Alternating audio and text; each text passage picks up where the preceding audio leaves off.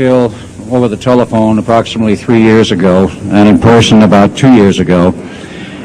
And during that period of time, I became very well acquainted with him. He was, at that time, still working for the government, and he didn't say much about what he did.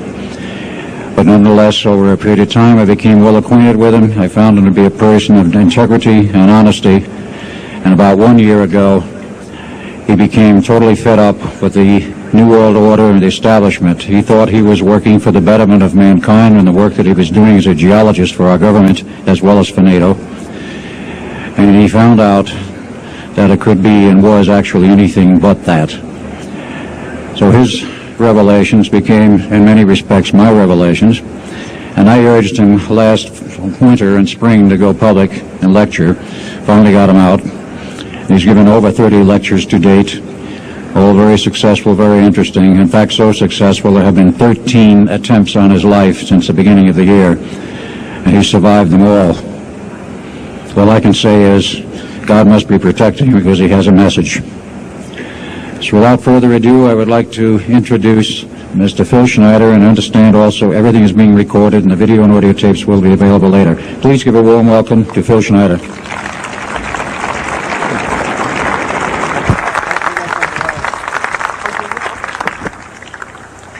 Thanks, Al. I guess I can always start off by saying loose lips sink ships. That's almost a pun anymore. I'm Phil Schneider. I worked 17 years for the United States government as a geologist and aerospace engineer, as well as a structural engineer. I worked for such elusive occupations with Boris and Knudsen, Bechtel, Page and Page, Aerospatiale of France, and a host of other, EG&G, and a host of other, Los Alamos Laboratory and these kind of things. But rather than bore you with all those statistics, I've got cooked up a real mixed bag here of different topics, and it's might be a little bit like brain overload, but I'll start from the beginning. And like I said, I worked 17 years, co-invented methods of shape charge blasting, as well as laser rock deflagration, which means rock is literally melted or powdered by a special laser combination, and the residue of the rock underneath is applied as a coating, as a liquid coating, kind of like instant agate, if you could imagine a hunk of agate, which is a hard silica mineral, rock actually. But up here we have another topic. This is an area to where I worked. I worked 11 years of the 17 years at Groom Lake, S4, S2. It's in the Nellis Air Force Base area. In fact, Groom Lake is, I'll show you in the picture right here. It's right here. Groom Lake is quite the place. A lot of rumors and other kinds of things have come out of there. Of course, people have stood on the outside for years and wondered at what's been flying there. There's all kinds of things been flying. Let me give you a brief overview. Start in ancient history land here. Back in 1909, the U.S. Cavalry was engaged in catching some banditos that had crossed over the Mexican border into a place called Truth or Consequences, New Mexico. And they went into a cave or a hideout and killed the so-called bandits, but what they found out they couldn't explain, and they were called horseshoe craft at that time, or horseshoe ships. There were UFOs, and they saw these, what they called demons, gray demons, little gray guys all around the place. That was in 1909. Now in 1933, our government was actively engaged with the Europeans, mostly the French and the English, in special researches dealing with aerial phenomenon. And once again, the term flying saucer or flying disc didn't come about until much later, supposedly right around the mid-1940s. Anyway, the whole thing here is that also in 1946, I might want to add, we were engaged in atomic bomb testing and this kind of a like, and of course the area of Bikini Atoll. Some of the pictures are over here on the white board, are showing with the actual language of both the U.S. Army and U.S. Navy archives. Anyway, these flying ships were seen as early as 1945-46. Some of them were called Foo Fighters, and you name it. They were fully known about maybe as early as 1935 or 36 by our U.S. Navy. And there was a shallow underwater base at Bikini Island, and that was probably the one reason why a number of atomic bombs were exploded in that area rather than other areas which they could have been even more remote out in the South Pacific at Operation Crossroads. Well, anyway, this all led up to later on, about 6-8 years later, 1954, during the Eisenhower administration, led to an interesting treaty called the Greada 1954 Treaty. It was the Alien-Human Treaty. And supposedly the aliens had come in and exchanged technology, and they'd want to take an occasional human being and a few head of cows, and accurate books were supposedly to be kept and all this kind of stuff. And of course, eventually all that broke down, and aliens are notorious for being liars, even greater liars than so-called, in quote, we humans are. So alien treaties are often just not even the pieces of paper they're written on, they're just really kind of worthless. Anyway, my work as a geologist in building underground military bases, some of which are over 2 miles underground. And I think when you listen to Al tonight, if you have a chance to listen to him, he will speak of, Al's actually been on some of the high-speed monorail subway cars, if you might want to call them, that link these bases together. Some of them are capable of riding on a cushion of air about 3/4 of an inch off a rail at a better part of Mach 2.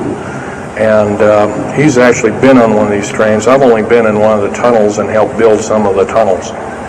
Incidentally, I helped work on 13 deep underground military bases. Had hands-on experience.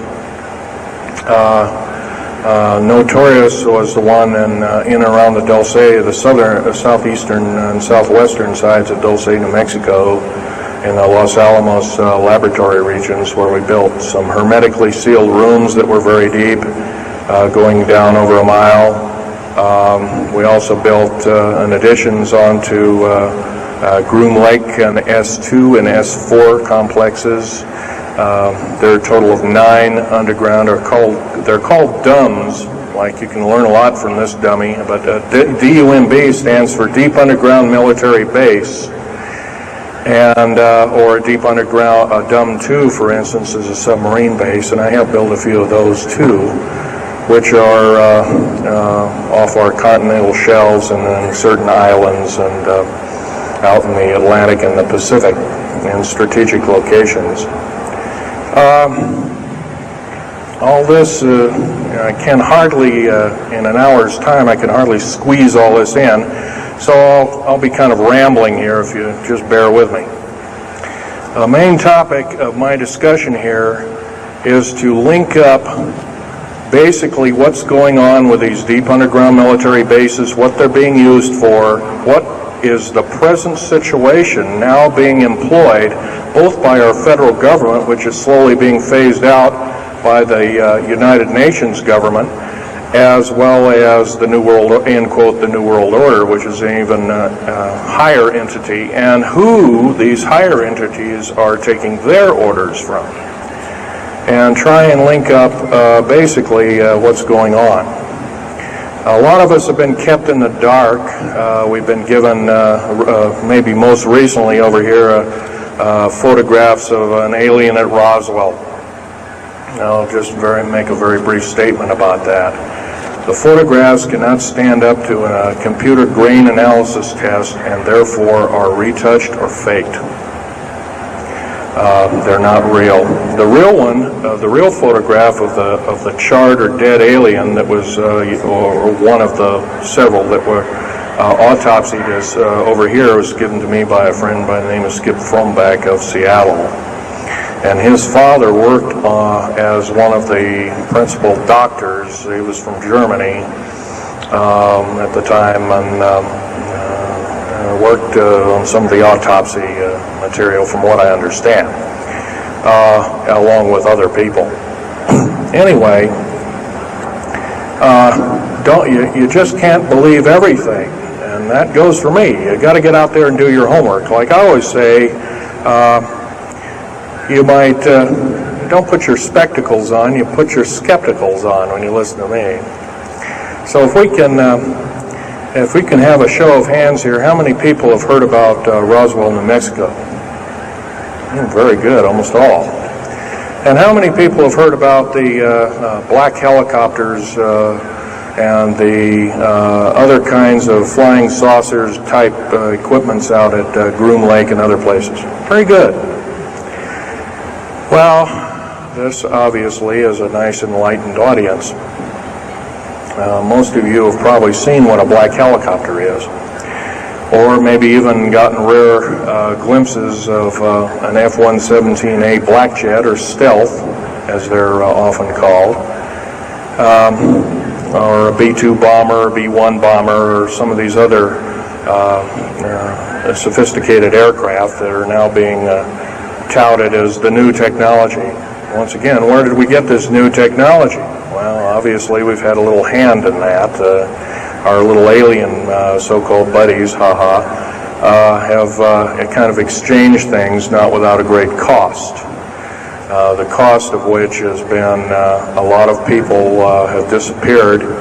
Some, and I'll blow this statistic by you. There's, according to current FBI and Defense Intelligence Agency and CIA statistics, 100,000 children and 1 million adults disappear every year, and these are not kidnappings or murders or rapes or suicides or anything, totally unaccounted for. And where are these people going to? Nobody knows. Maybe one of us in this room or somebody has encountered on such an individual and lost a loved one or a friend or something, and that's unfortunate. My best friend, Ron Lee Rummel, several years ago, got himself murdered because we dared to put out in print, at that time I was still working for the government, and so was he, we dared to put in print the so-called the Strategic Defense Initiative, or Star Wars, as part of the New World Order and takes its actions. It was originally written as a kind of a spoof or a joke. We had one of these alien greys dressed up and had New World Order insignia on, and of course that wasn't taken very nicely, and my friend got himself murdered. It was called a suicide, but now it's been turned over to special authorities who now acknowledge it was a homicide. Other than that, I'd like to also mention something about my father. My father was a U-boat captain in Hitler's Navy, and he got captured had taken over. I didn't find this out until about 2 weeks before he died on his deathbed. He kind of told everybody in total shock. I was one of them. In fact, I didn't believe him. I thought he was kind of in delirium or something like that. And of course, other things have come up since. And so, anyway, he was captured by the French, turned over to the Third Army, U.S. Third Army, and then U.S. Third Army turned him over to the Navy. And he was a master machinist. Now, that's not a journeyman. A master means that they can take a block of metal and make a gun or a watch or some other fine instrument. And he was a master machinist. He later became an MD doctor and part of the aerospace medicine group of the United States Navy. Was instrumental in helping build the USS Nautilus and its first nuclear-powered predecessor, the Enterprise, the first nuclear-powered aircraft carrier, and other ships like it. He pioneered all the ways in building very small and miniature nuclear engines, and he even helped work later on in his life. He helped develop the infamous grid bed nuclear motor, which is now employed in some things that look like flying saucers that people claim are flying saucers. Yes, we, in quote, the United States Air Force and other armed forces, are training other European forces to fly unidentified, or now identified, or, in quote, flying saucers. We've actually built several prototypes that are flying under names of black craft. My position as a geologist and engineer got me to see a lot of things in the world. I've been in over 70 countries. Also worked for NATO. I carried a level 3 security clearance with a rhyolite factor. Rhyolite is a hardened factor, only given out to a handful of civilians and maybe a couple of hundred military men worldwide. I thought I was doing the nation, United States, as well as the world a favor by, I thought I was kind of keeping my end up. Well, it didn't work out that way. I was to later find out that these underground bases are now being employed as strategic bases for, in case there is martial law in this country. Right now, our military professors that used to be in war colleges and the like are training people like ex-Russian KGB and Spetsnaz people right here on American soil. I've seen it with my own 2 eyes, along with other people, other geologists. By the way, I'm still a geologist, still do geological survey work. However, I don't work for the government anymore. I took my security clearance and all my government stuff and cut it up and sent it back to the, pardon my French, SOBs. When I found out that a number of these 131 deep underground military bases are being used to subvert the Constitution of these United States and its people, I says, that is enough. I can't possibly be connected. Oh, well, Mr. Schneider, you can't quit, they said. Well, I says, yes, I can. I'm an individual, I'm going to quit, and I'm walking off the job. And he says, so I got arrested and casually told, well, you got to finish the job. And so I caved into that part, and I finished 3 weeks, and then at that time, my father was dying, and I was allowed home, and I never went back for my paychecks. Don't intend to either. These people are beginning to show signs of being our utmost enemy. I'm talking about military people now engaged in training foreign troops on American soil, clearly against the Bill of Rights and the U.S. Constitution. It's why we formed a government, why our forefathers formed a government, a republic of these United States in the first place, way back 200 plus years ago. Because the drawing and quartering of soldiers, taxation without representation, law by edict, otherwise known as today's version, executive order, among other things. The very reasons that we became, in quote, free, a free republic, a free society, possibly one of the greatest nations to ever be a nation on this earth, were instilled in our founding fathers that are now so far away from the people now running our federal government structure. So I'm here today to touch upon a number of subjects. One being that these underground bases, roughly over 3 of them per state. There's now, instead of 12 prison camps, there's 39. That's almost 1 per state. They're building 2 prison camps every 7 months. They're building 2 underground military bases every year. Each one of these military bases, by the way, these underground military bases, they cost somewhere between $17 and $26 billion. They employ 1,800 to 10,000 workers each in varying grades of skill. They gobble up totally through the black budget, over 1/4 of the black budget, or roughly $310 billion. Of course, you may say, well, where are these figures coming from? Well, the black budget, as we know it, in quote, black projects, which anything called black is significant of hidden from Congress, hidden from the American people, and very few people are even in the know about it at all.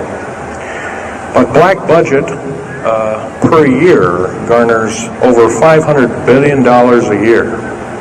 And it's these kind of huge quantities and sums of monies are garnered through CIA drug activity, National Security Agency clandestine operations, mostly in Panama and South America.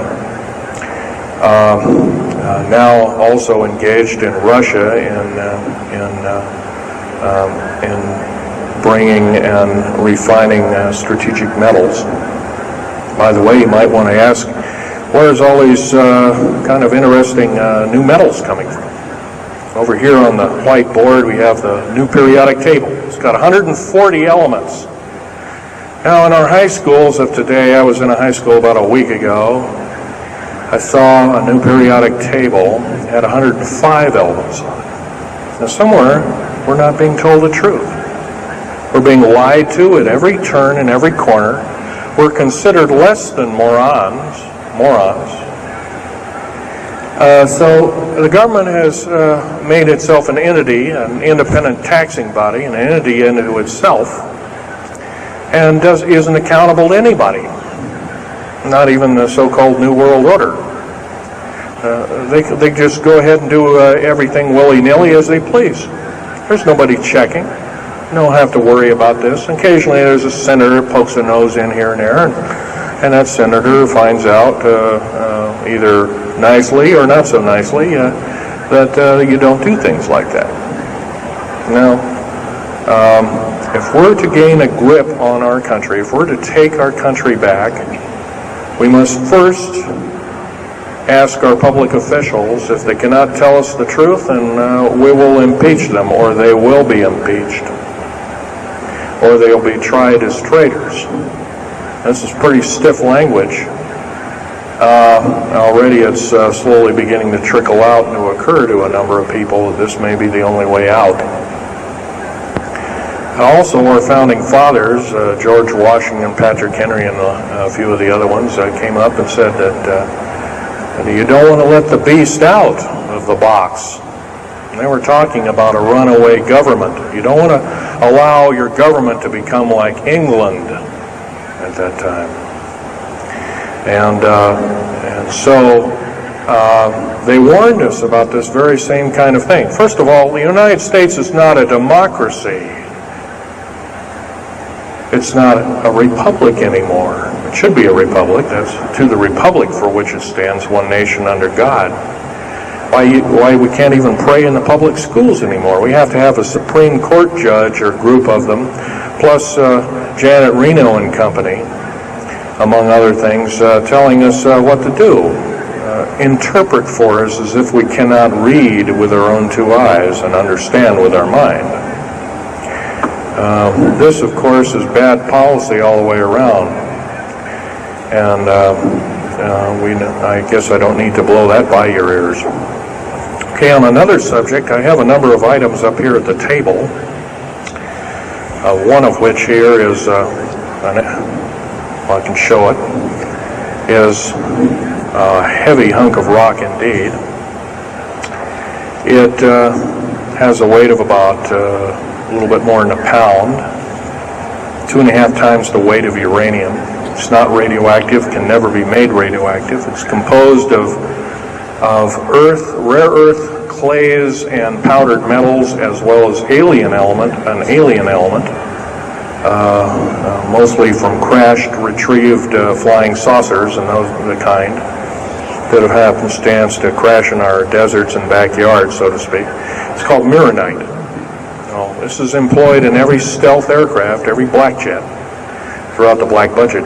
Also in the very small quantities in the skins of black helicopters. Mironite.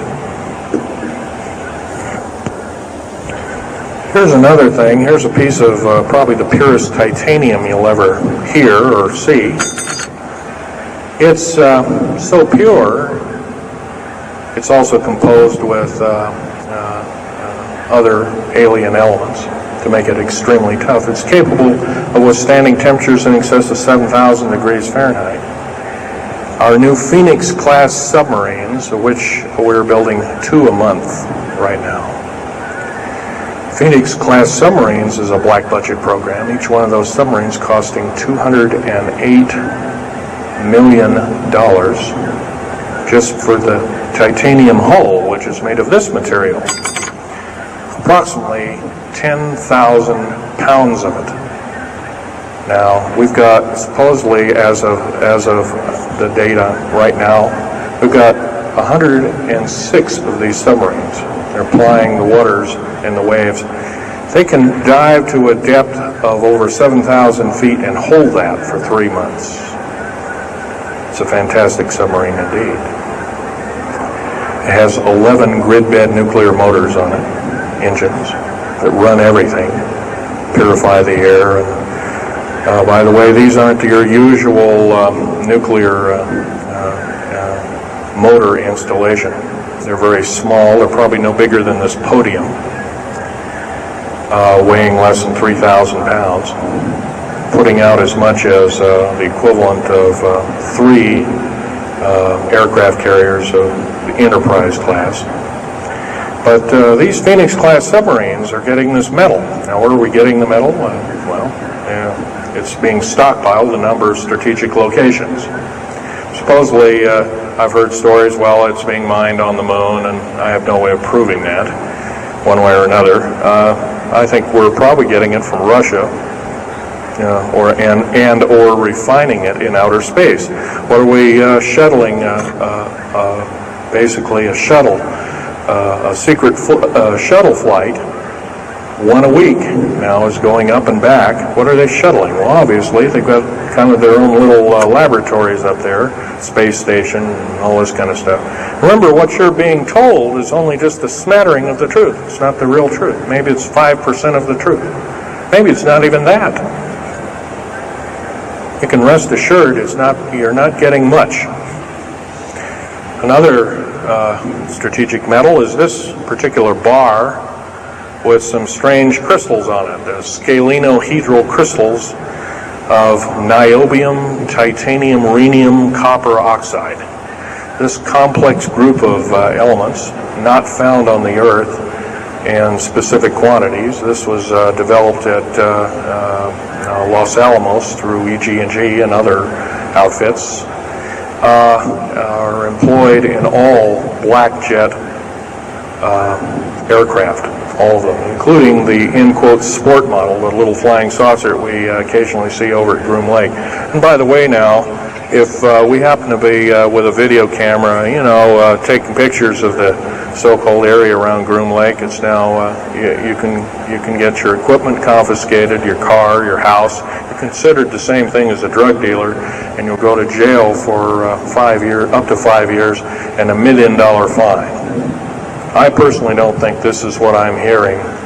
I just don't think that this kind of punitiveness is what we need in America, and we have to get rid of it.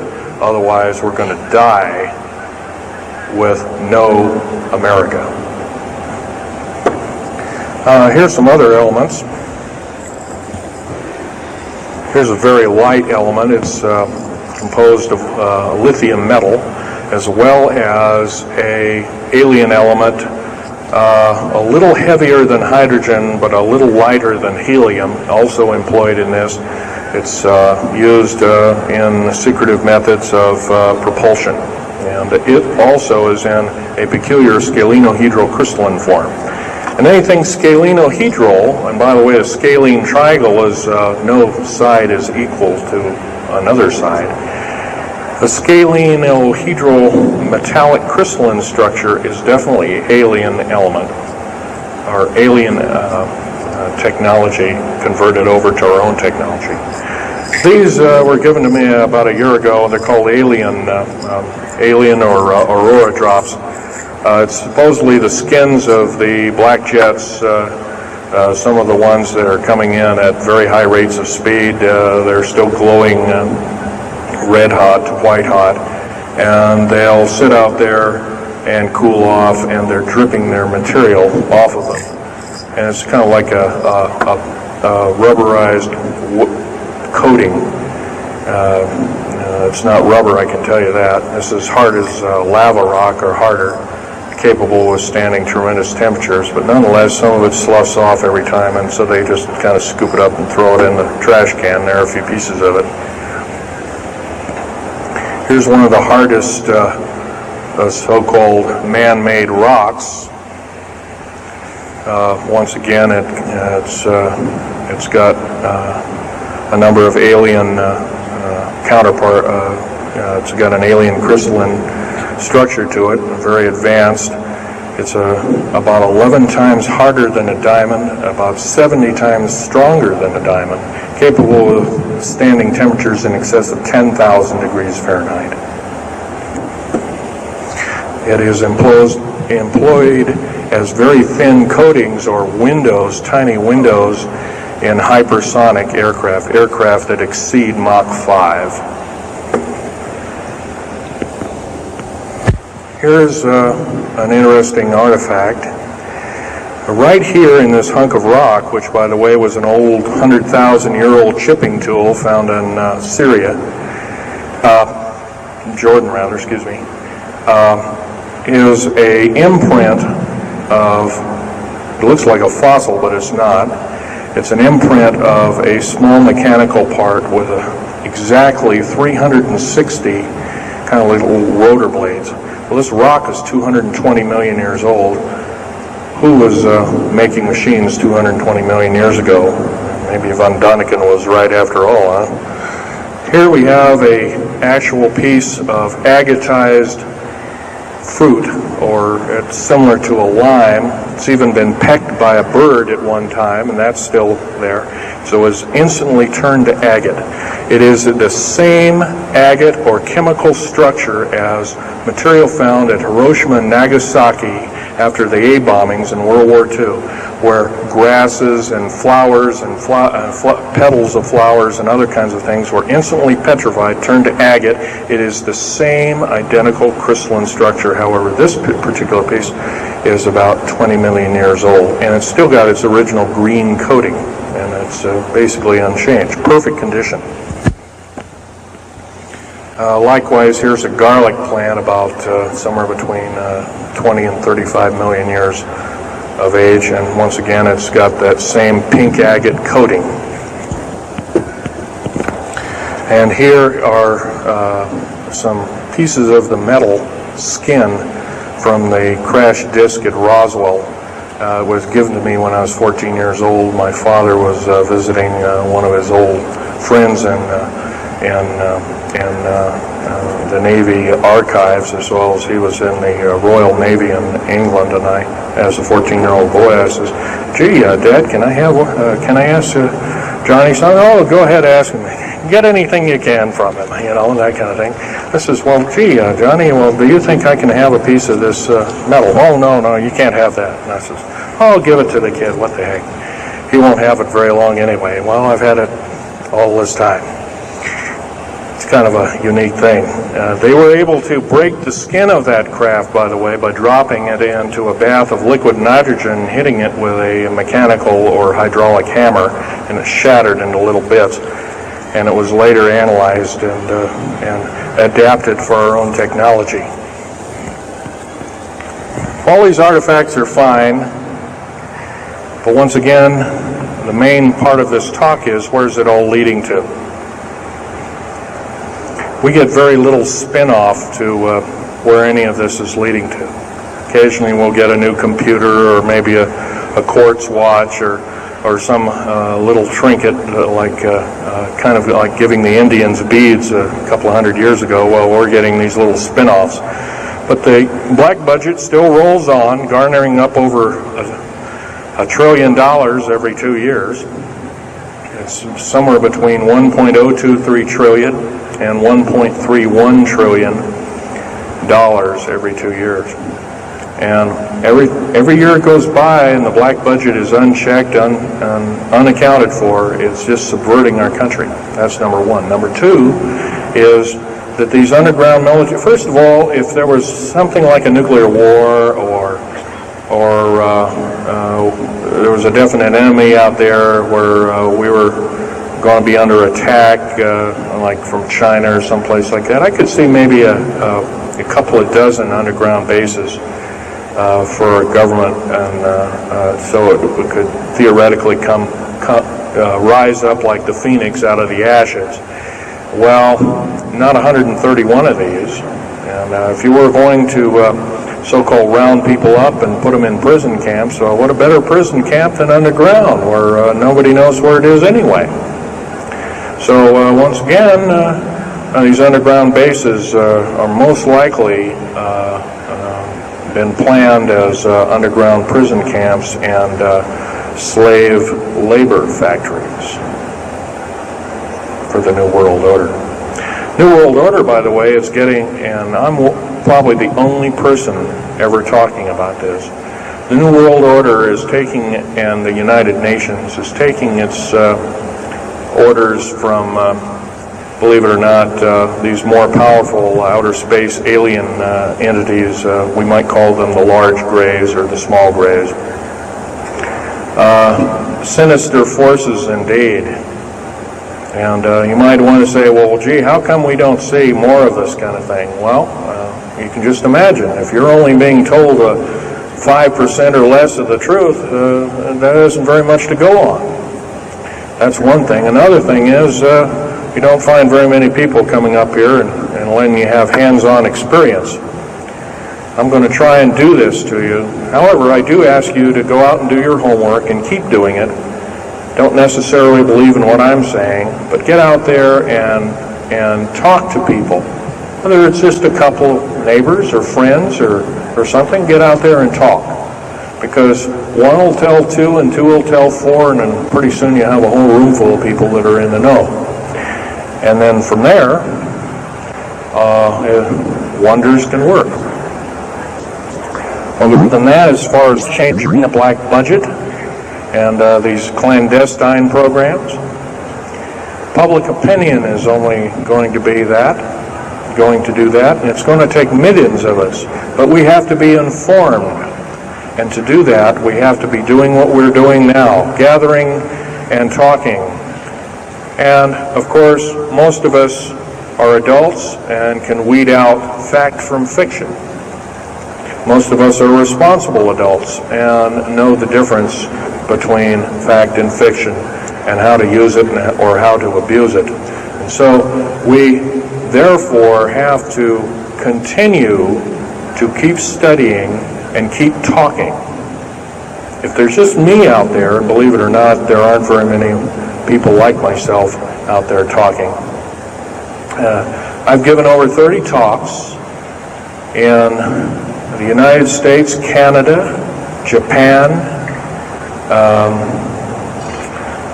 went over to England, went into Japan kind of illegal, came back the same weekend. They flew me in and out, but gave a talk to a number of their execs, and they were very interested indeed. Now, if this is all a bunch of poppycock and hooey and poo-poo, I wouldn't be listened to, be given an audience by these people, but evidently I have. But 13 attempts on my life since the first of this year.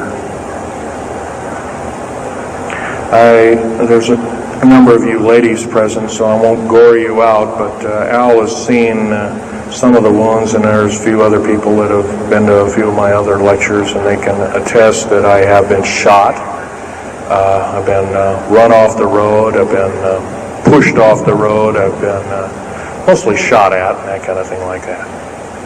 But been in hand-to-hand combat with some of these people, and once again, I'm not in the best of shape anymore, but I still know how to handle myself. And I'm just about ready to wrap things up here, but just basically wanted to give you an overview of what's happening. And if we have any questions, we can start asking a few questions. Okay, here's a gentleman way over here. Would you please speak up loud?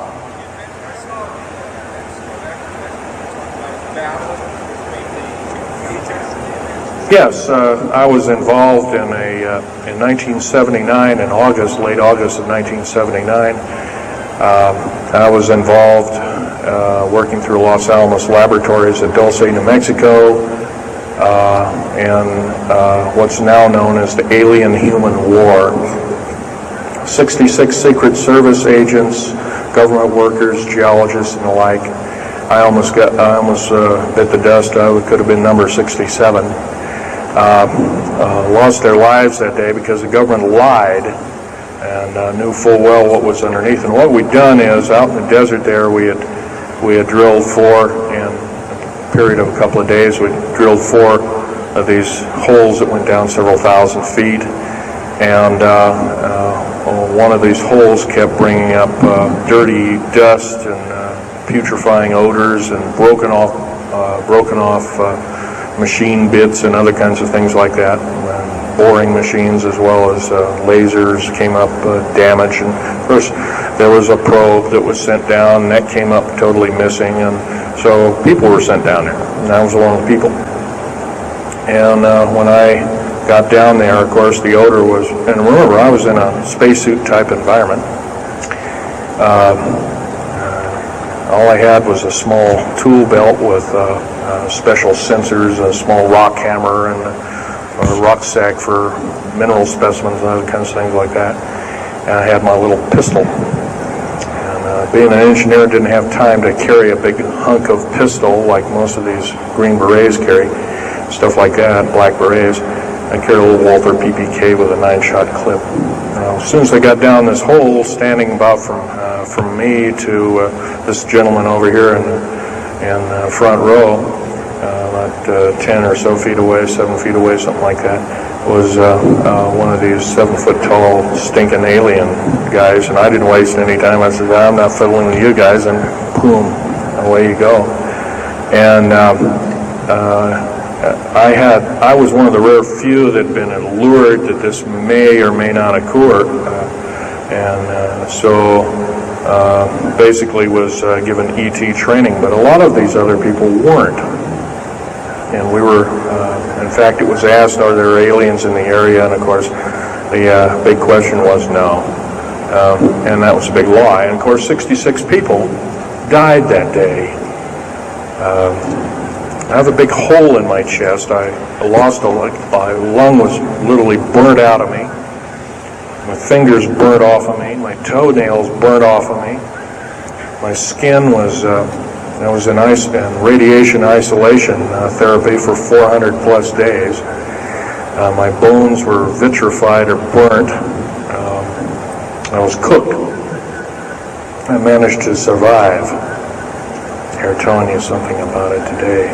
But other than that, I'm the only talking survivor. There are only 2 other survivors, and they're in nursing homes up in Canada. And Canada refuses to allow the United States officials to talk to them. And they're in very bad shape indeed.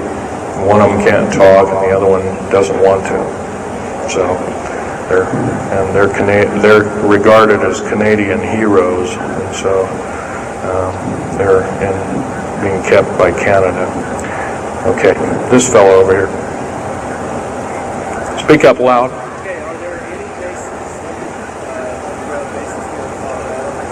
Actually, yes, there's several. In fact, as I was coming to this talk, I was supposed to be here by plane, but there was a subsequent foul-up.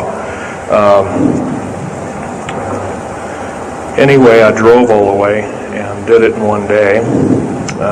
But as I was coming over up near Cheyenne, I noticed the military, Air Force and the Army are building a so-called new, in quote, boot camp, prison camp, right up in Cheyenne, brand new.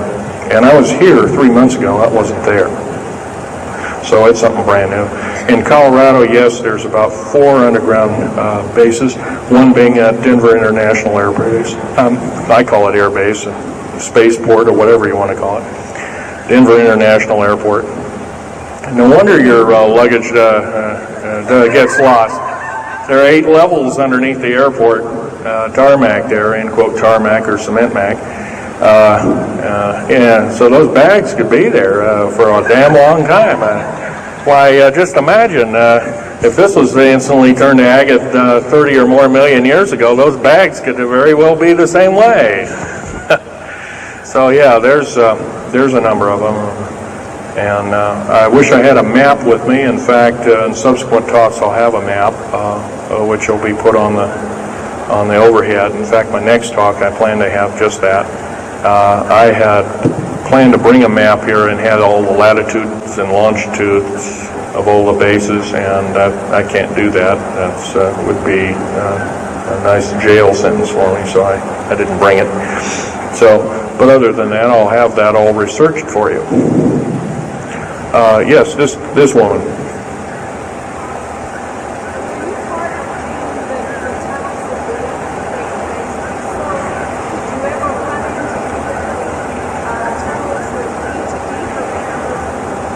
Yes, as far as there being an inner earth, a hollow earth or anything like this, no, I've never run into anything like that.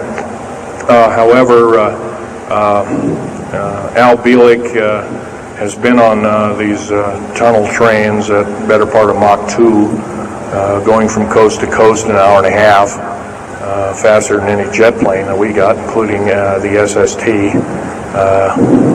or thereabouts, the same rapid speed. But I helped build a lot of these tunnels, and all of the underground mountain or military bases are connected, all of them, all 131 of them. They're connected both by road, not a big freeway under there, but it's at least a 2 to a 4 lane road, rather narrow lanes, but they're there, and they're also high-speed magneto-leviton train tunnels. Yes, this lady over here. Stand up and speak up, please.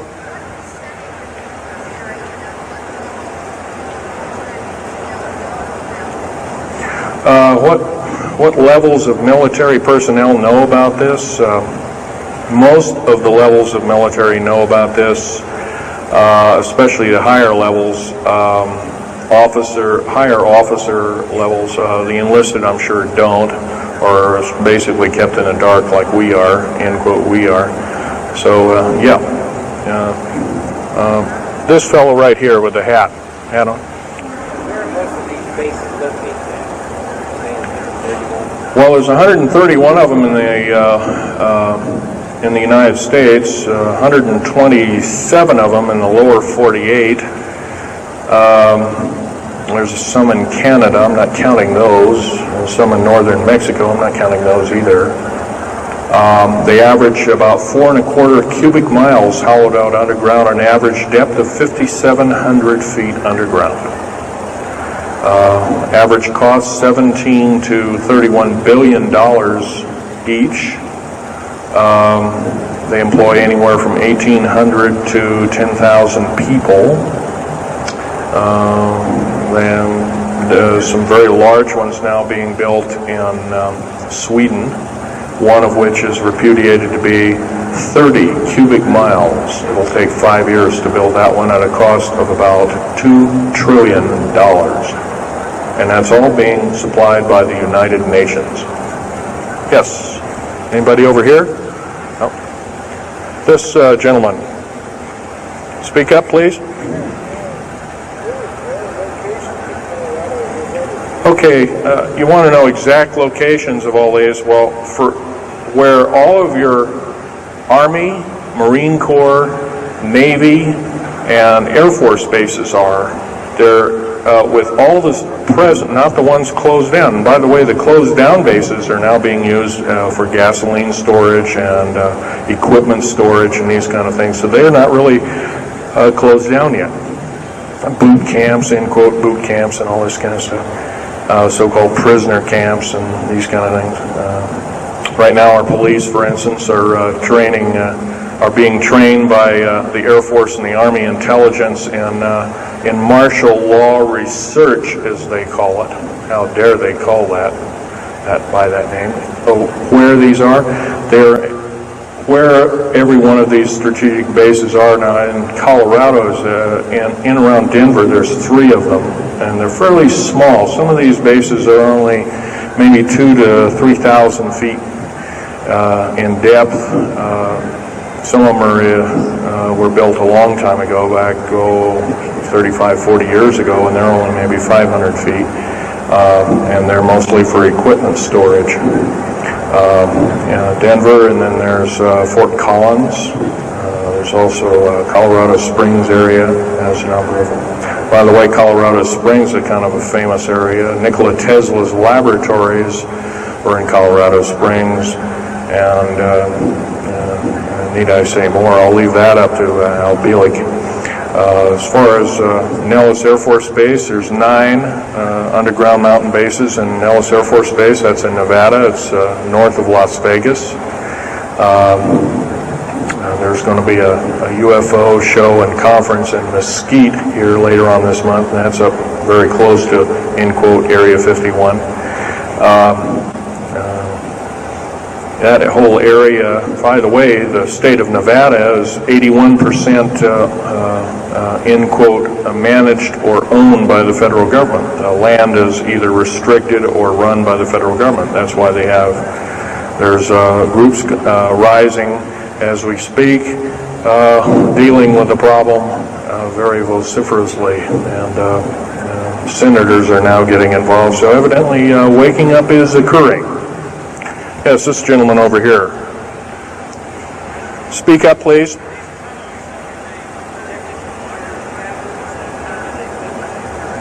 Okay. Yes, they are.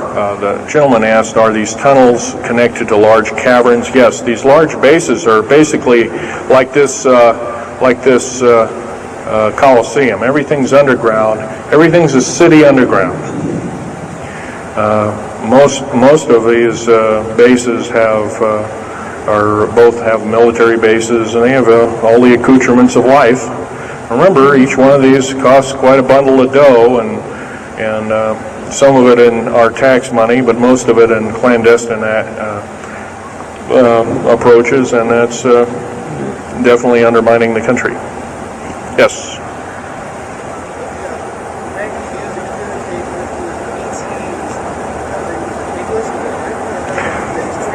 Well, some of them have a difficulty in understanding our language. It's too slow to them. If you've heard whale songs or bird chirpings at high speed, it's about what these aliens sound like audibly to us, so it's a bunch of gibberish.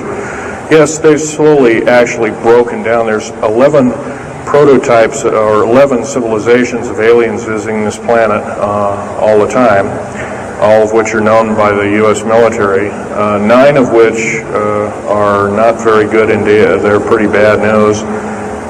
2 of which are benevolent, but the benevolent ones have supposedly left. They have their own little war of sorts, especially the Pleiadian groups and whatnot like that, of which Val Thor was repudiated to be a Venusian, but other people will alert he looks more like a Pleiadian. He looks normal human, except he's got 6 fingers and toes. He's got one oversized lung. He's got 2 hearts. He's got all kinds of weird stuff. Bones are bigger. Yep.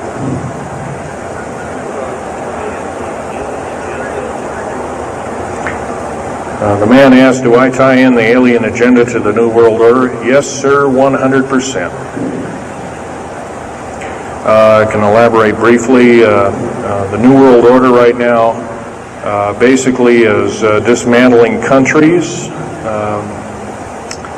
governments, telling governments not to war with each other anymore, basically, so that looks good on the outside. They're taking their orders directly from the aliens who've got their own timetable. They want the one world order because they want the planet for themselves. Of course, you've often heard of the term Global 2000, and that's a supposed sinister plot, or has been a group of sinister plots to produce biological weaponry to reduce or thin out the so-called ethnic cleanse the population of the planet by 5/6, or roughly 5 of 6 billion people, enslaving the rest to work willy-nilly with the so-called people of the New World Order. Now, another peculiar thing is the alien agenda is not really well believed nor understood by a lot of these one-worlders. They don't believe it. They think they've been singled out for their own end of glory, and what they don't know is they're just another human being, and according to the negative or bad aliens, they're just another, we're considered bags of food to them. They don't eat us like we think of a cannibal eating a hunk of meat, but they use our glandular secretions as part of their food base, our blood and our glandular secretions like adrenal chrome and other kinds of things like this. And in fact, the Atlanta Center for Disease Control has figured out ways that we can combat this and all this kind of thing like that. It might be where these new designer diseases like AIDS and Ebola and hantavirus and all these kinds of things have come up out of nowhere, and these diseases, in quote, almost have a mind of their own. Yes, this lady here.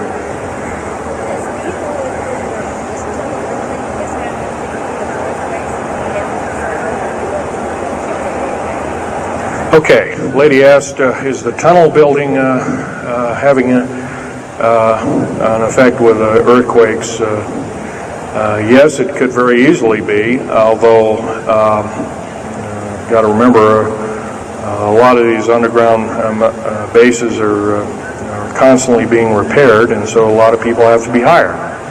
As far as the U.S. government, second part of her question was, is the U.S. government modifying our weather? Yes, that's an affirmative.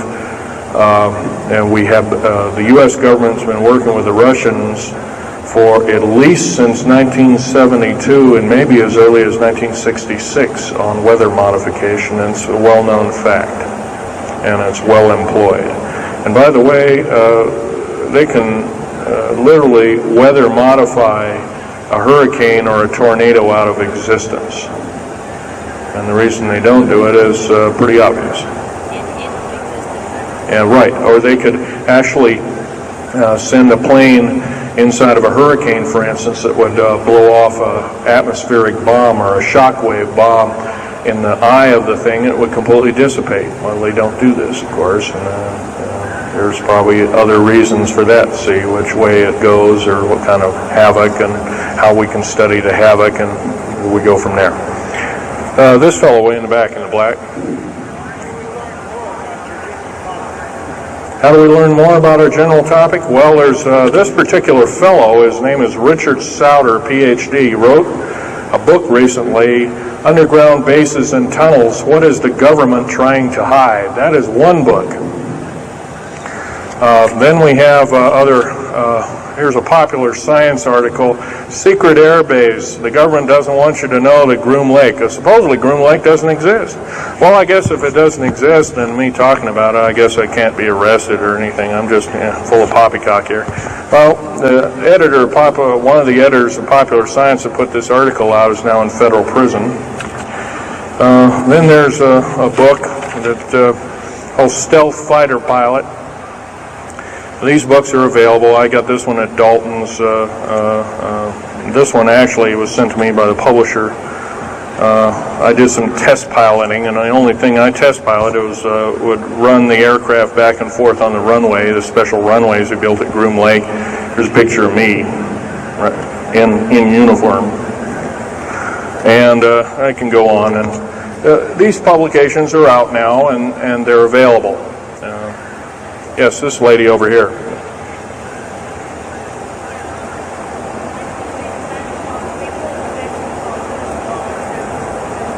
I can't hear you. What?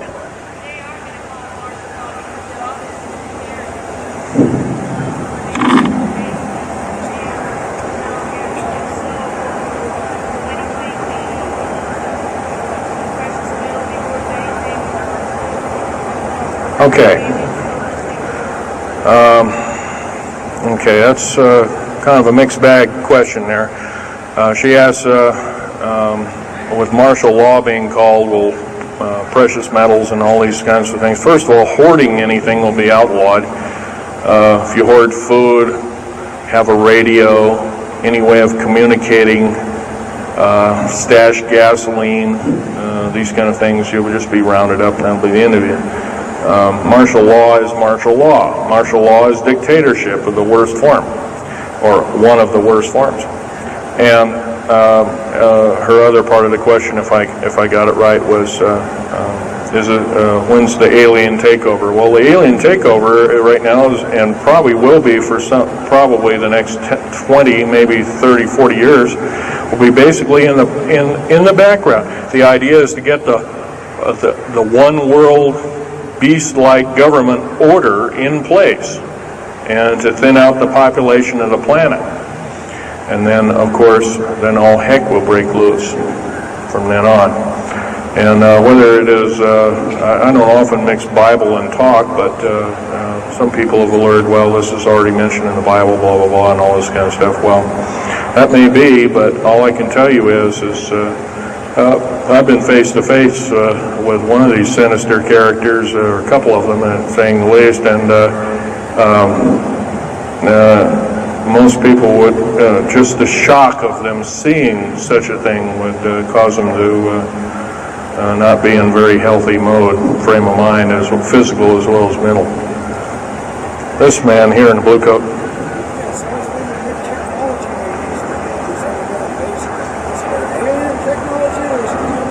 Well, it's a combination. What technology is used to build these underground bases? Well, we have lasers that can drill out, or basically deflagrate or melt out a tunnel 7 miles a day.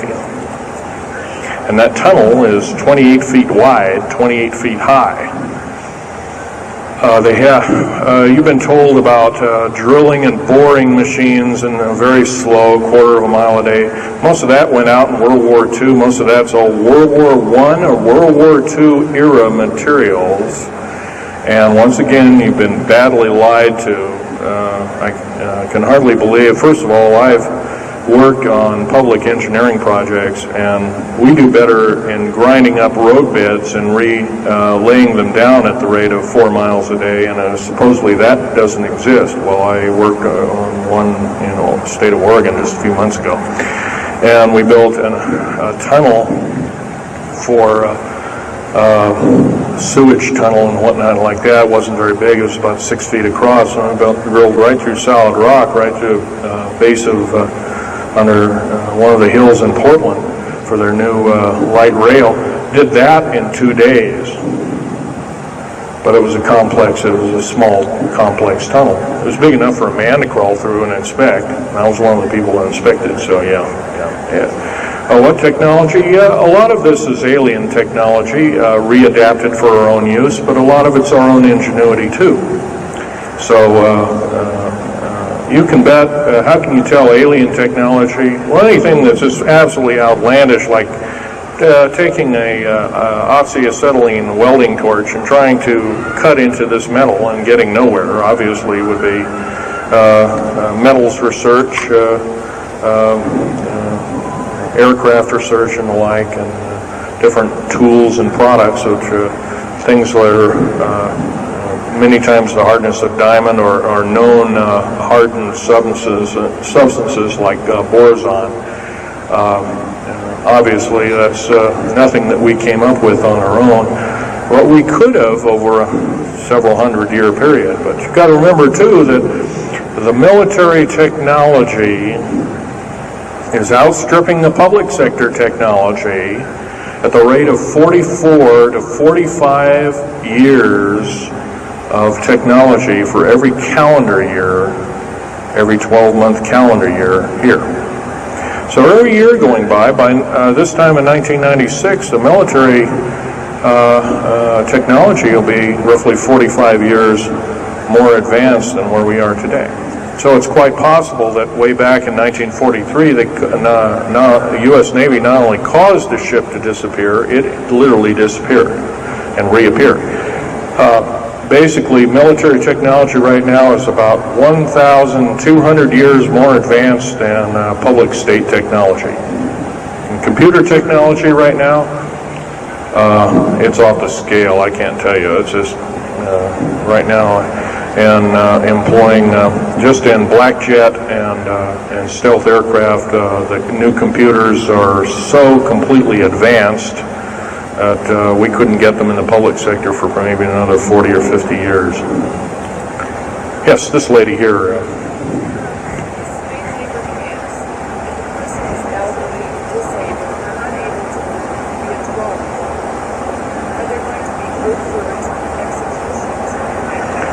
Well, the lady asked with the slave labor camps, the old, the infirm, the handicapped, are they going to be executed, and will there be executions? You can bet your bottom dollar there actually will be these things. I wish I knew more, but I don't. I've had my own agenda to kind of keep up and talk about. But other than that, yes, I would imagine so. If you look at all the 39 prison camps that are presently built, and they're called boot camps, by the way. And of course, these new trains that they have that have 143 shackle placements per train, they're a scary thing indeed. You know what they're called? They're called United Nations Prisoner Transfer Cars. Well, that's an appropriate name, I guess. Well, we got to wrap it up here. They're telling me it's time. I'll take one more question. This lady over here.